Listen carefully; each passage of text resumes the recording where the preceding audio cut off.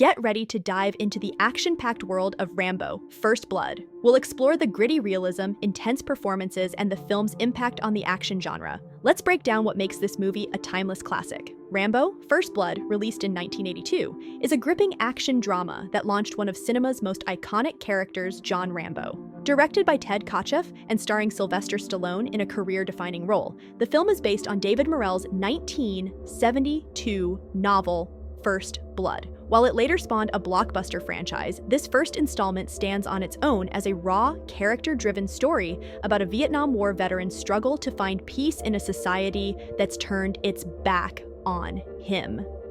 Let's break down why this movie remains a powerful watch, even 4 decades later. The story begins in the quiet town of Hope, Washington.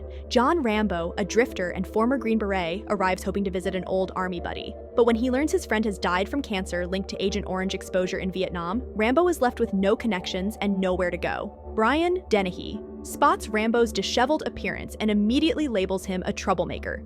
Teasel harasses him, arrests him for vagrancy, and takes him to the local station. What follows is a brutal sequence where deputies mock Rambo's military service and physically abuse him, triggering his PTSD. In a desperate act of self-defense, Rambo fights back, escapes the station, and flees into the dense forests surrounding the town. Armed with survival skills honed in Vietnam, he becomes a one-man army, evading Teasel's inexperienced deputies and turning the wilderness into a battleground. As the manhunt escalates, Colonel Samuel Troutman, Rambo's former commander, portrayed by Richard Crenna, arrives to warn Teasel about the lethal soldier he's provoked. Troutman reveals Rambo's expertise in guerrilla warfare, but Teasel's pride blinds him to the danger. I don't think you understand. I didn't come here to rescue Rambo from you. I came here to rescue you from him. Rambo's tactics grow more aggressive. He ambushes deputies with traps, steals weapons, and destroys vehicles, all while avoiding lethal force until a deputy's accidental death forces him into a corner. The chaos culminates in Rambo storming back into Hope, hijacking a military truck and unleashing havoc on the town. In the climax, Troutman confronts Rambo, who finally breaks down, screaming about the nightmares of war and the rejection he's faced since returning home. Stallone's raw delivery here is heartbreaking, transforming Rambo from a stoic soldier into a shattered man. The film ends with Rambo surrendering to Troutman, leaving audiences to ponder the cost of war and the scars it leaves on those who survive. The police station escape is a masterclass in tension. After enduring humiliation, Rambo snaps, using his combat skills to overpower the deputies. The scene's brutality isn't just action, it's a visceral release of his pent-up trauma.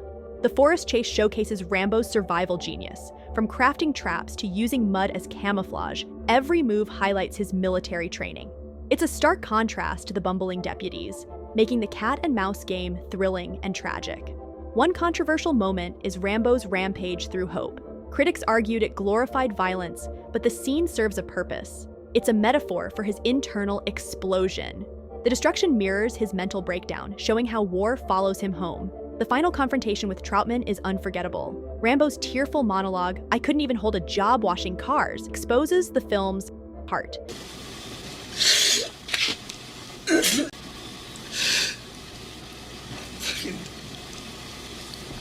It's not just about action, it's a cry for understanding.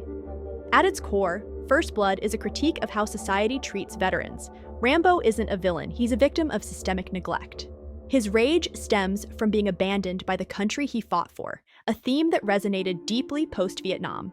The film also explores toxic authority. Sheriff Teasel isn't just a bully. He represents small-town prejudice and unchecked power. His refusal to back down, even when warned by Troutman, mirrors the arrogance that fueled real-world conflicts. Beneath the action lies a tragic character study. Rambo's skills make him a hero in war, but in peacetime, they isolate him. The movie asks, what happens when a soldier's only purpose fighting is stripped away? Critics were split in 1982. Some praised Stallone's performance and the film's social commentary, while others dismissed it as overly violent. Audiences, however, embraced it, turning First Blood into a box office hit that grossed over $125 million globally. The film's success spawned 4 sequels, though none matched the original's depth. Later Rambo movies leaned into hyper-patriotism and over-the-top action, but First Blood remains revered for its emotional weight. Culturally, Rambo became a symbol of resilience. His headband, knife, and famous line, "They drew first blood," are etched into pop culture. The character even influenced military slang, with "going Rambo," describing reckless bravery. First Blood is more than an 80s action flick. It's a poignant story about trauma, identity, and the cost of war. Stallone's performance gives Rambo humanity, making him a hero you root for, even as he spirals into chaos. Nothing! You just don't turn it off! If you haven't seen it, or if it's been years, I urge you to watch it with fresh eyes. Pay attention to the quiet moments, the pain behind the explosions. And when you're done, drop a comment. Do you think Rambo is a tragic hero, or does the film romanticize violence? Let's chat.